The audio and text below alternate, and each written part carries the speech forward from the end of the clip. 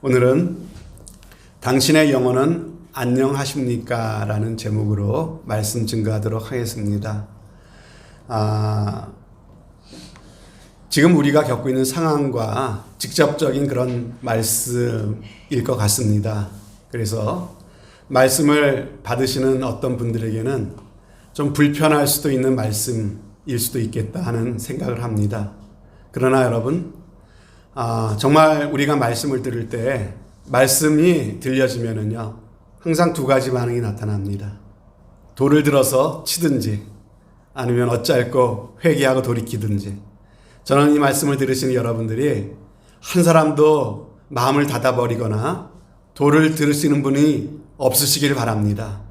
그리고 어찌할꼬 하면서 내 영혼의 상태를 바라보면서 하나님 앞에 회개하고 돌이키시는, 그래야 살 길이 열립니다. 그런 귀한 역사가 있으시기를 주님의 이름으로 부탁을 드립니다. 예전에 한 게으른 농부가 있었답니다.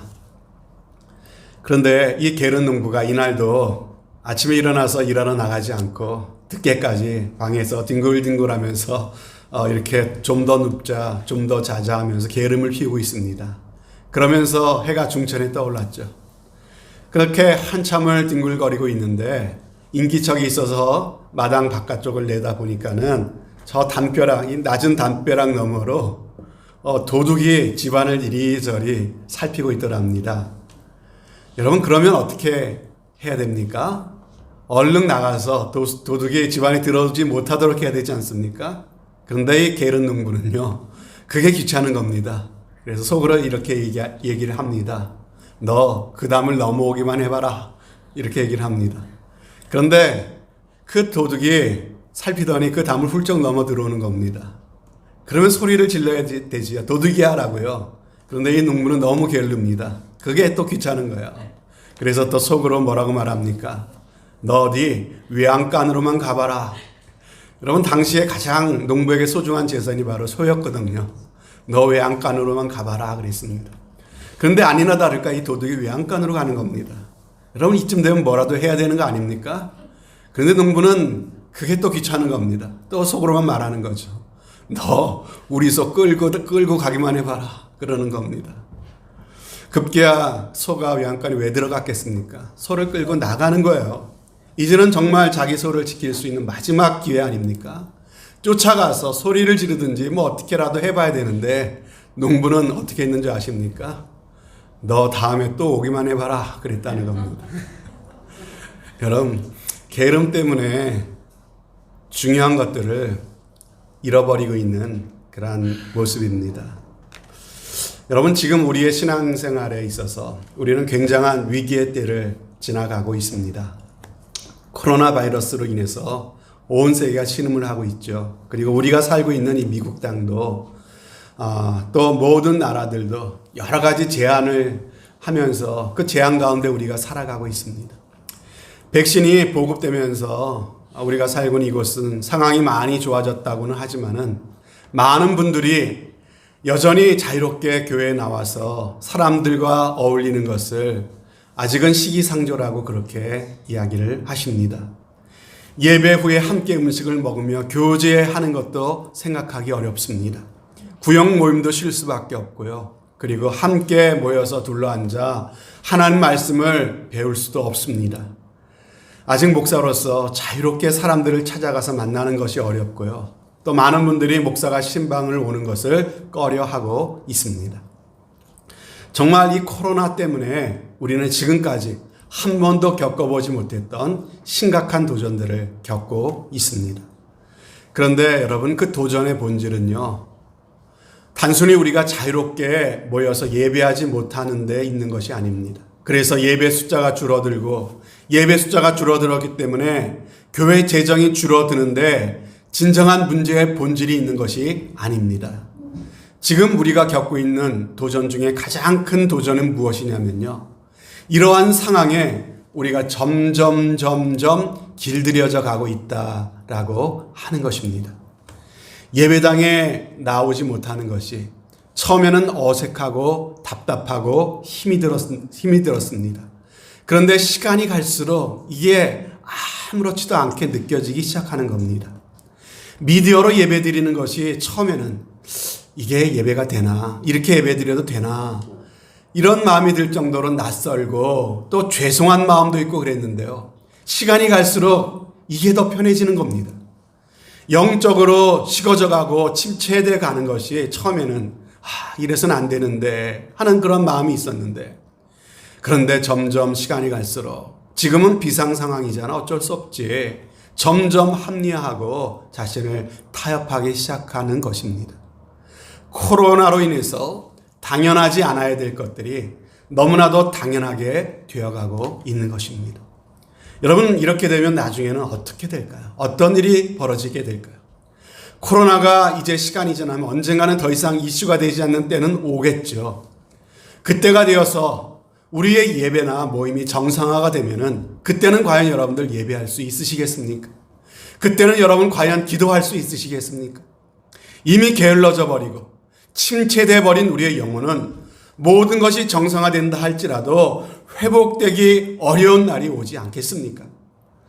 여러분, 닫았던 식당 리오픈 명령이 내려지고 오픈을 하면요, 다시 손님들이 찾아올 겁니다. 그리고 셧다운됐던 경제가 오픈이 되면 경제는 시간이 지나면요 정상적으로 회복이 될 겁니다. 그러나 한 번 무너져 버린 우리의 영혼의 문제는요 결코 그렇게 간단하지 않다라고 하는데 문제가 있습니다.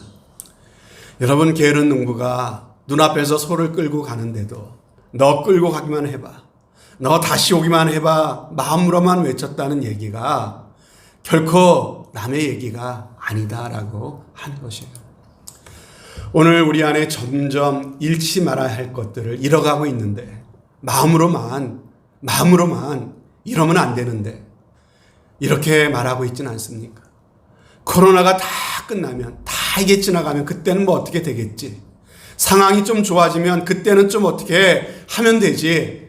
이런 식으로 자신을 계속 타협해 나가고 계시지는 않으신가라고 하는 것입니다. 여러분, 타협하기 좋아하는 이런 성도의 마음에는요 어떠한 간절함도 어떤 갈망도 있을 수 없는 겁니다. 그냥 상황이 그러니까, 어쩔 수 없는 거니까, 남들도 다 그렇게 하는 것 같으니까 그러는 겁니다. 그냥 그렇게 사는 겁니다. 환경을 거스를 생각도 없습니다. 그냥 상황이 이끄는 대로 그냥 그렇게 맞춰서 끌려가는 겁니다. 여러분, 죽은 시체의 그 온도가 몇 도인지 여러분 아십니까? 시체의 온도는요 주변 환경의 온도와 같은 거예요. 하지만 살아있는 사람은 다릅니다. 시베리아에 가도 화씨 98도고요. 살아있는 사람은 저 더운 무더운 아프리카에 가도요 그 체온은 화씨 98도죠. 하지만 죽은 시체는요 추운 곳에다 갖다 놓으면요 영하로 떨어져서 얼어버리고요. 그리고 더운 지역에 갖다 놓으면요 온도가 올라가서 금방 부패해버리고 마는 것이 시체입니다. 외부의 상황과 영향을요 그대로 거스르지 못하고 그냥 그 영향을 그냥 받고 마는 것, 그것은 살아있는 사람이 아니라 죽은 사람이라고 하는 것이죠. 이게 죽은 사람의 특징이에요. 하지만 그 속에 생명이 있는 성도, 살아있는 하나님의 백성은 어떤 사람입니까? 어떤 시대, 어떤 상황 가운데 있다 할지라도 성도의 모습을 잃어버리지 않고 살아가고 있는 사람이라고 하는 것입니다. 그러나 그 속에 생명력이 없는 사람은요 그냥 환경이 바뀌는 대로 타협해 버리는 거예요. 그냥 시대의 물결이 흘러가는 대로 떠내려가 버리는 것입니다. 사랑하는 성도 여러분, 여러분은 과연 어느 쪽이십니까? 여러분, 다시 한번 생각해 보세요.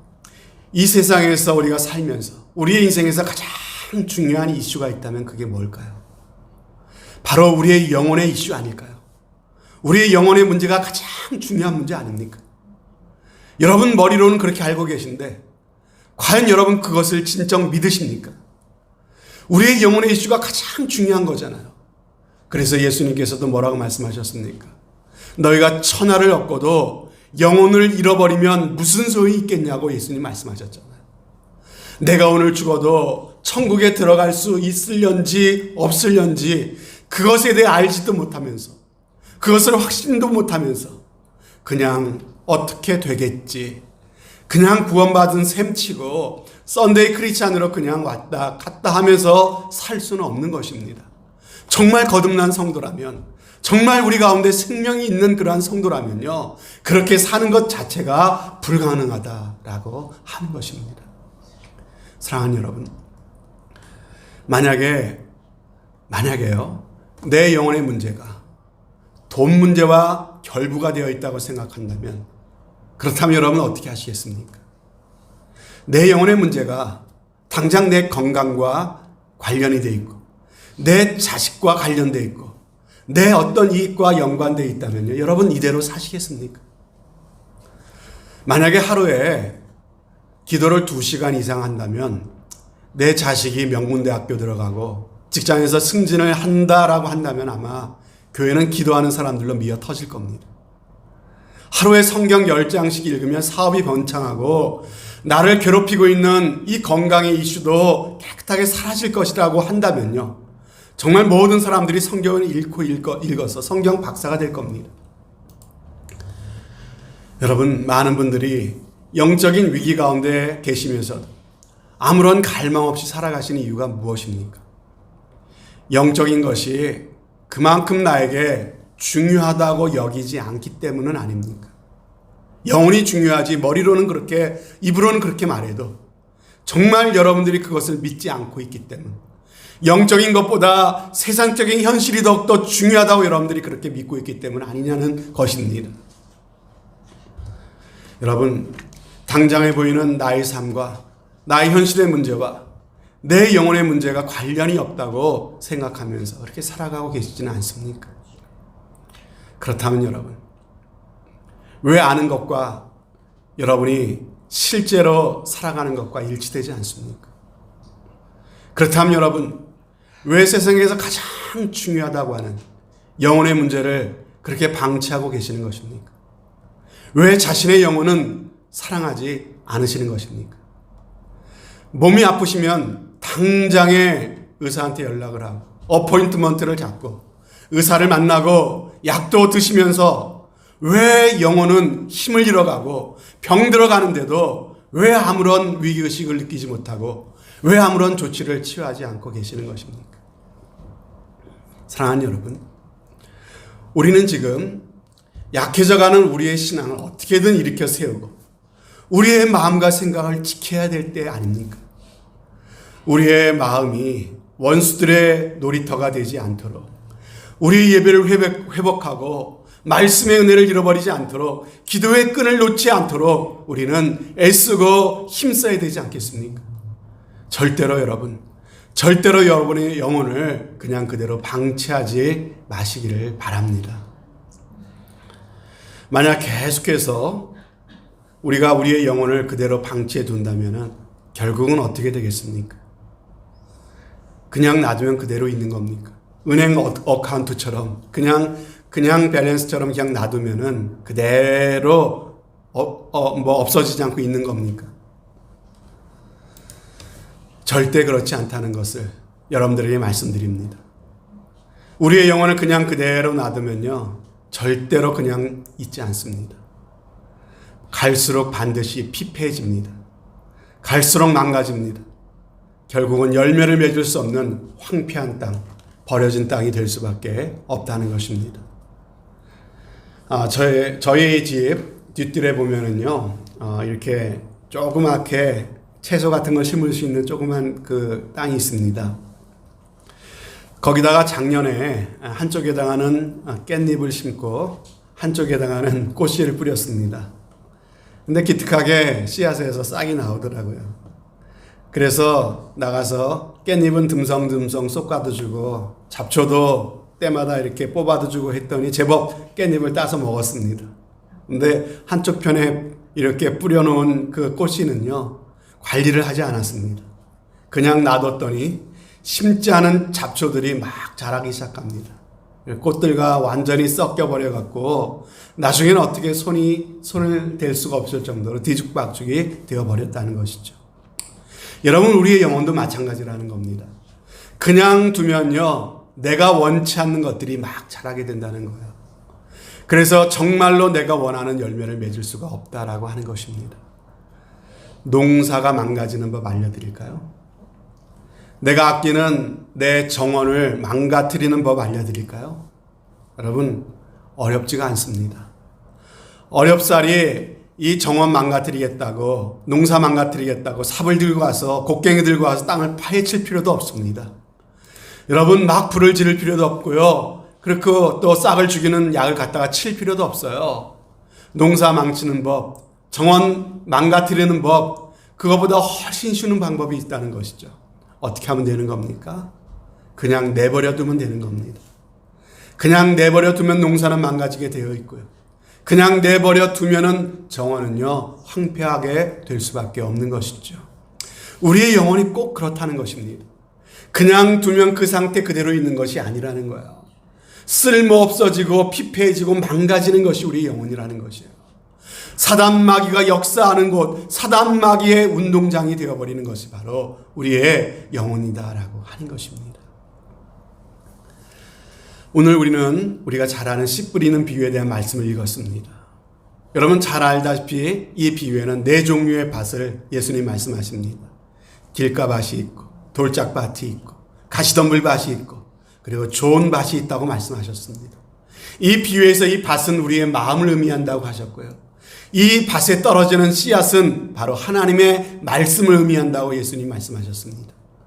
하나님의 말씀이 우리 안에 들려졌을 때 우리의 마음의 상태가 어떠냐에 따라서 이 말씀을 받은 결과가 완전히 달라진다고 그렇게 말씀하셨습니다. 그것이 어떤 땅이든 성경은 말씀을 똑같이 뿌렸다고 말씀하셨어요. 똑같은 씨앗이에요. 여기에는 차별이 없어요. 똑같은 말씀의 씨앗을 뿌렸어요. 그런데 똑같은 말씀을 받고 반응하는 것, 그 말씀을 받고 나타나는 결과는 전혀 다른 결과가 나타나더라라고 하는 거예요. 바로 우리의 마음에 달렸다라고 하는 말씀입니다. 여러분 길가밭은 어땠습니까? 씨가 뿌려지니까 그게 싹이 내리지 못하고 그러니까 새가 와서 그것을 쪼아 먹어버렸다 그랬어요. 여러분 이것은 들어도 깨닫지 못하는 마음을 의미한다고 했습니다. 이런 사람은 말씀을 들어도 말씀의 씨앗이 그 마음에 뿌리를 내리지 못하니까 사단 마귀가 와서 그 말씀을요 빼앗아가 버리고 마는 것이에요. 말씀을 전혀 기억하지도 못하고 말씀의 마음에 남지도 않는 상태가 되는 것이죠. 이런 길가밭 같은 사람은 어떤 사람입니까? 말씀에 도통 관심이 없는 사람이에요. 하나님 앞에 나와 예배 드린다고 하지만은 하나님 말씀에 대한 관심이 없어요. 말씀을 듣고자 하는 마음에 갈망이 없는 그런 사람이 있을 수 있다라고 하는 거예요. 지식이 모자라서 많이 배우지 못해서 깨닫지 못하는 것이 아니에요. 그 마음에 말씀에 대한 관심이 없으니까 갈망이 없으니까 깨달음이 없는 거고요. 감동이 없는 것입니다. 그러니 말씀을 들을 때마다 지루하기만 하고 잠만 오는 것이죠. 그렇다면 여러분 돌밭은 무엇입니까? 말씀을 듣고 당장 은혜를 받은 듯해요. 그런데 그 말씀을 듣고 그 말씀 때문에 시련이 닥쳐와요. 그 말씀대로 하려고 생각해 보니까요, 어려움이 있어요. 그러면 그런 시련과 어려움의 방해물 때문에 쉽게 좌절하고 포기하고 열매 맺지 못하는 사람이 바로 이 돌밭이다. 이렇게 말씀하고 계시는 거예요. 이것이 오늘 우리가 처한 상황을 그대로 보여주는 상황 아닙니까? 오늘날 이 코로나라고 하는 이 시련과 이 어려운 도전 앞에서 우리의 믿음이 그대로 드러나고 있는 거예요. 그것을 돌파해 나가는 사람과 그 앞에 쉽게 포기해버리는 사람이 드러나게 된다고 하는 것이에요. 말씀을 듣고 또 여러 가지 경로로 권면을 들었어요. 그러면서 이러면 안 되겠구나. 이렇게 신앙생활에서는 안 되겠구나. 교회에 나와야 되겠구나. 말씀 읽어야 되겠구나. 다시 기도해야 되겠구나. 이런 선한 마음의 생각이 들었지만 막상 주일이 다가오면 교회에 나오지 못할 이유가 또 생기는 거예요. 말씀 읽지 못하고 기도하지 못할 일들이 또 생기는 겁니다.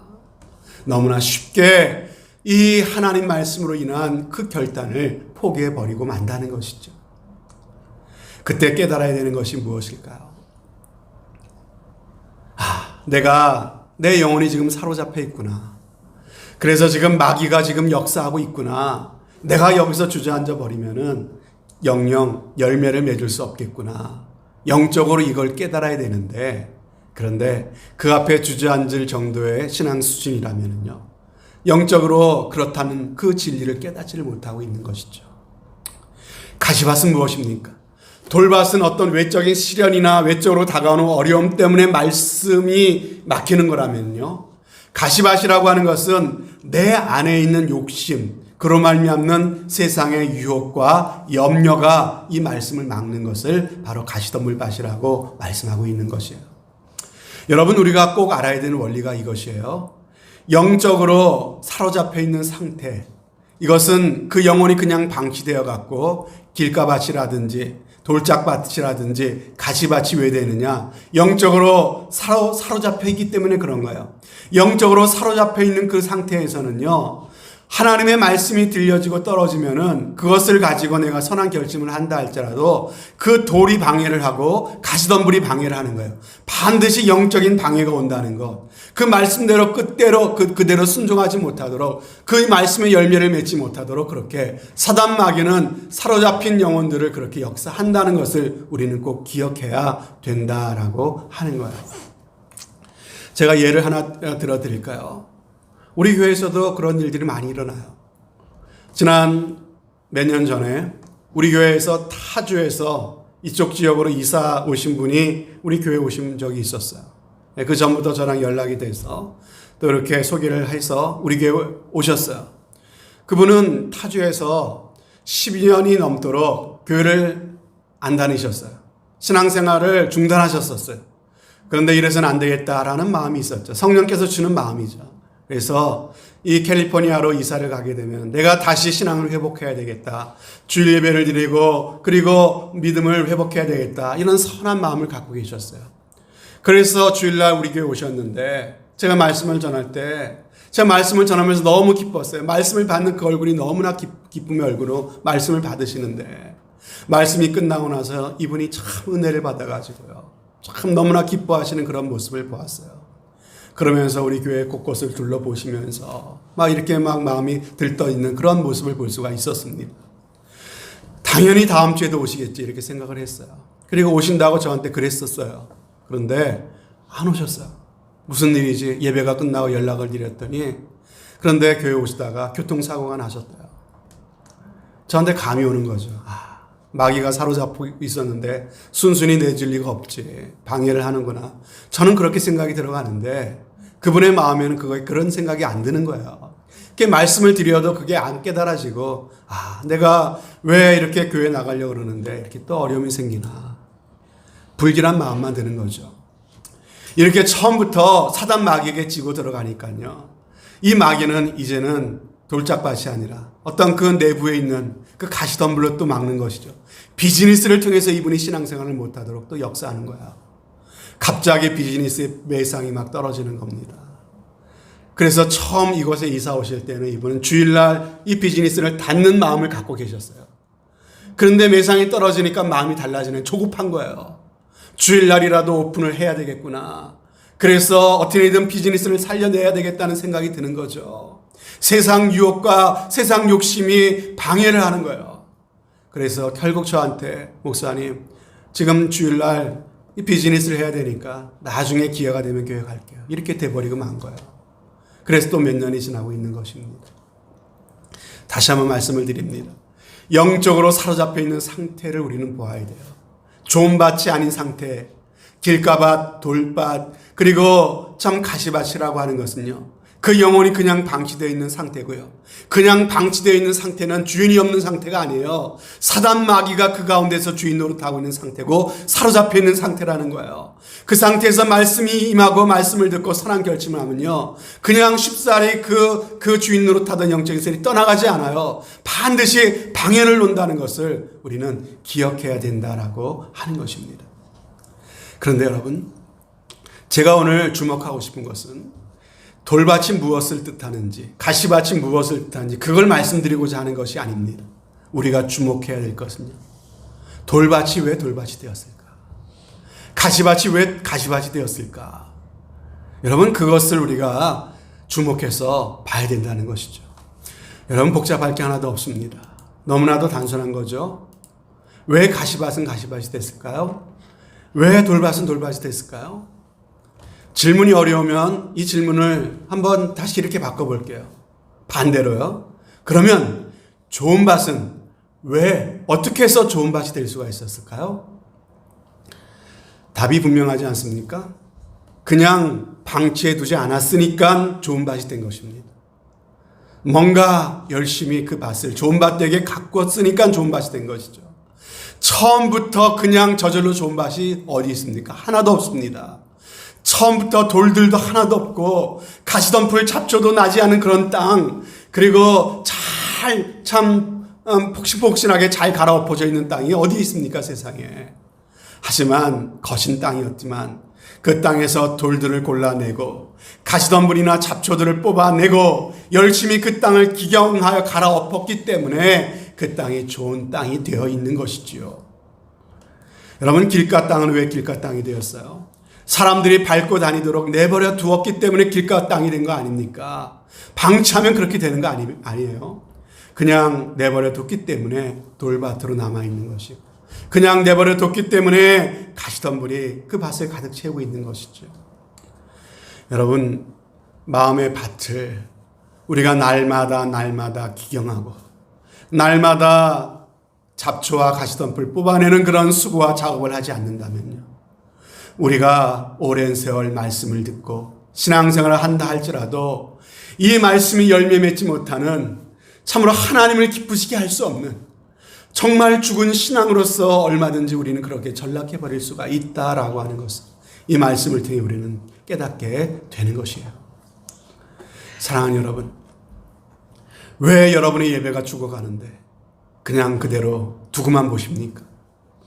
한 주, 두 주, 세 주, 한 달, 두 달, 아무런 감동도 없고 아무런 은혜도 없고 몸이 건조하기만 한 그런 예배를 드리고 있는데 왜 아무런 조치도 취하지 않으십니까? 언제부터인가 기도가 막혀 있는데, 기도가 내 입술에서 사라져버렸는데 왜 잠자코 가만 계십니까? 내 마음속에 기쁨도 사라져가고 있고 감사도 사라져가고 있고 자꾸만 원망과 짜증이 고개를 들고 있는데, 그때 여러분 어떻게 하셔야 되는 것입니까? 분명한 것은 그대로 두면 안 된다는 거예요. 가만두면 망한다는 겁니다. 뭔가를 하셔야 된다는 거예요. 지금 여러분의 예배는 안녕하십니까? 여러분의 기도는 살아 계신가요? 지금 여러분의 마음속에는 정말 주님이 계신가요? 여러분, 우리가 하나님을 믿는 신앙과 우상을 믿는 신앙과 다른 점이 무엇입니까? 우상은 결코 절대로 우리의 삶에 대해서 묻지 않습니다. 여러분, 무당이 점을 보면서 또 구슬하면서 우리의 삶에 대해서 묻던가요? 우상이 원하는 것은 정성이 부족해, 여러분 돈만 갖다 주면요 우리가 어떻게 살든 관심이 없습니다. 우리의 마음가짐이 어떠든 거기에는 관심이 없다는 거예요. 그게 우상이에요. 그러나 살아계신 하나님의 우상과 다른 점이 무엇입니까? 억만금을 갖다 바친다 할지라도 그 돈이 어디서 왔는지를 물으시는 것이 하나님이세요. 우리의 마음을 찾고 계시는 분이 바로 하나님이십니다. 우리의 삶에 대해서 묻고 계시는 분이 하나님이세요. 우리가 아무리 하나님께 지성을 드려도 하나님은 우리의 심령을 먼저 살피시는 분이세요. 살아계신 하나님은 그래서 우리 예배를 받으시기도 하시지만 성경에 보면 우리 예배를 받지 않으시기도 한다고 말씀하고 계시는 건 아닙니까? 너희의 찬송을 내가 듣기도 하지만 너희 찬송이 듣기 싫다라고 말씀하시는 분이 우리 하나님 아니셨어요. 너희가 내게 와서 아침 저녁으로 드리는, 의미 없이 드리는 너희의 제사와 의미 없이 바치는 그 무수한 재물에 내가 질려버렸다고 말씀하고 계시는 것이 하나님 아니십니까? 사랑하는 성도 여러분, 하나님을 하나님답게 섬기시는 저와 여러분들이 되어야 될 줄로 믿습니다. 우리의 예배가 예배다운 예배가 되어야 될 줄로 믿습니다. 그러기 위해서 우리의 심령이 먼저 회복이 돼야 돼요. 좋은 땅이 되어야 됩니다. 하나님이 무엇을 원하시는지 우리가 날마다 우리의 삶을 돌아보고 하나님 앞에 우리의 마음을 기경하고 좋은 마음으로, 좋은 땅으로 주님 앞에 나와 말씀을 받아야 되는 줄로 믿습니다.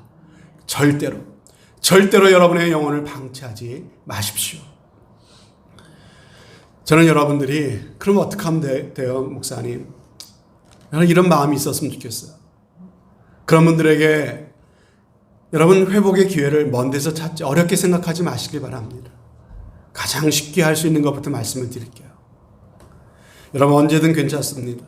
심령이 답답하시고 여러분 그럴 때마다 저한테 연락 주세요. 저한테 전화 주세요. 카톡 주셔도 제가 전화 드리겠습니다. 언제든지 제가 찾아가서 만나 뵙고 기도해 드리겠습니다. 여러분 전화상으로라도 제가 기도해 드리겠습니다. 제가 우리 성도님들이 이렇게 가만히 보니까요. 이 팬데믹 기간을 지나면서 저와 계속 연락이 이어져 계신 분들이 계세요. 연락이 되고 그리고 카톡이 오고 그리고 제가 전화상으로라도 계속 기도해 드리고 또 만나 뵐 수 있고 신방이 가능하고 이런 분들은요. 그래도 계속 예배가 유지가 돼요. 그리고 성경을 계속해서 읽으세요. 대부분 그런 분들은요.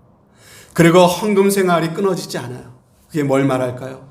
이분의 영적인 생활이 그래도 유지가 되고 있다는 것을 의미하는 거 아니겠습니까?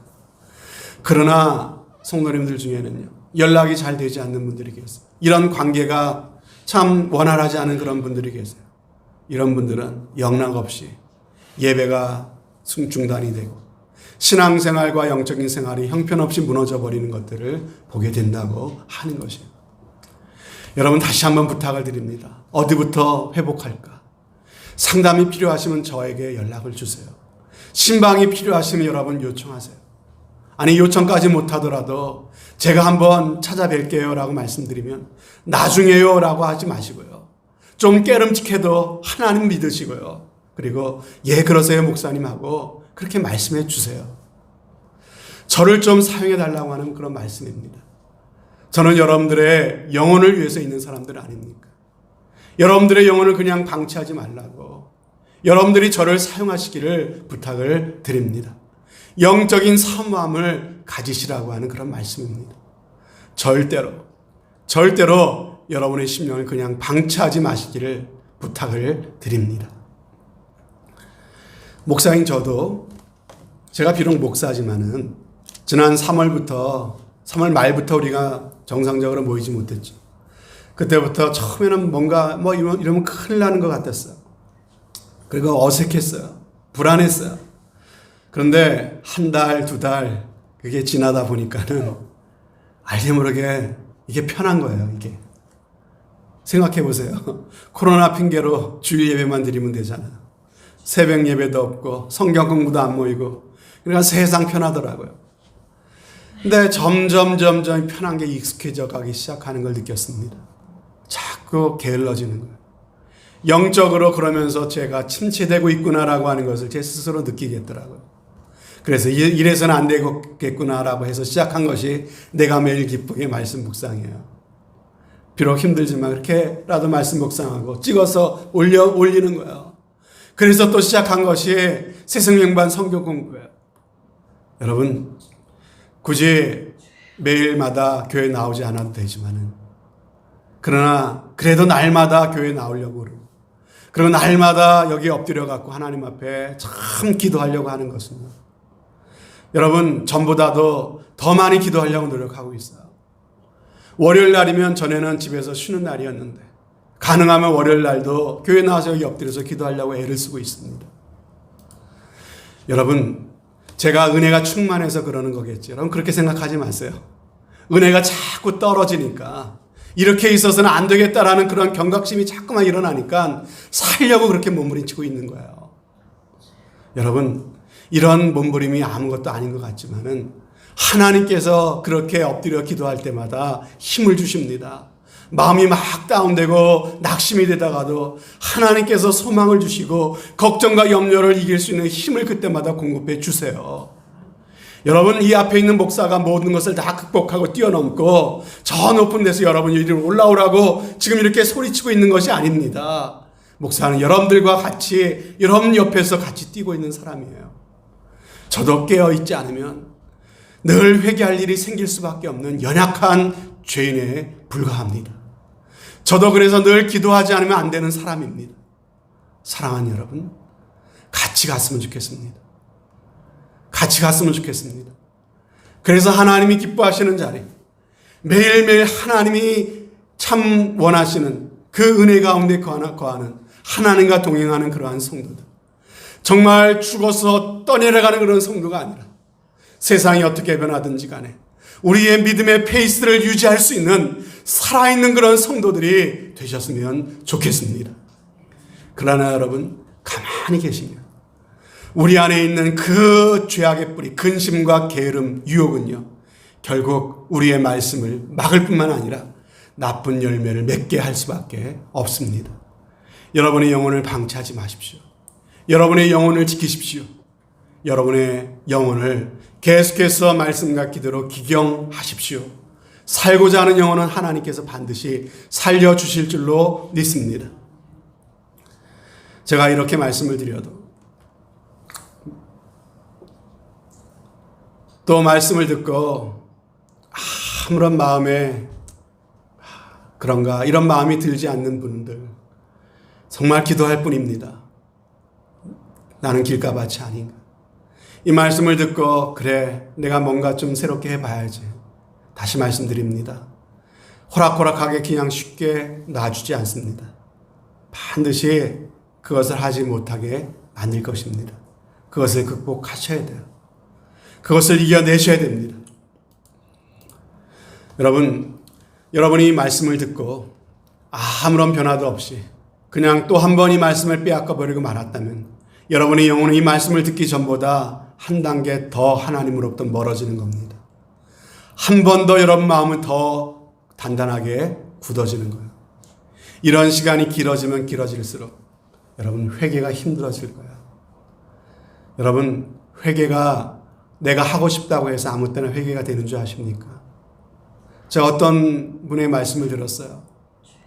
여러분 어떤 장로님은 참 20년 가까이 정말 하나님을 속이고 성도들을 속이고 범죄를 하다가 그러다가 그것이 발각이 되었어요. 그래서 참 자중하는 기간에 목사님께 와서 고백하는 게 무슨 고백인 줄 아십니까? 목사님, 저 좀 살려주세요. 회개가 안 돼요, 회개가. 결국 하나님께 징계를 받았습니다. 하나님께서 그 영혼을 살려주시려고 그 징계를 주신 것 같아요. 불치병이 오고 암이 걸려서 3개월 시한부 선고를 받았어요.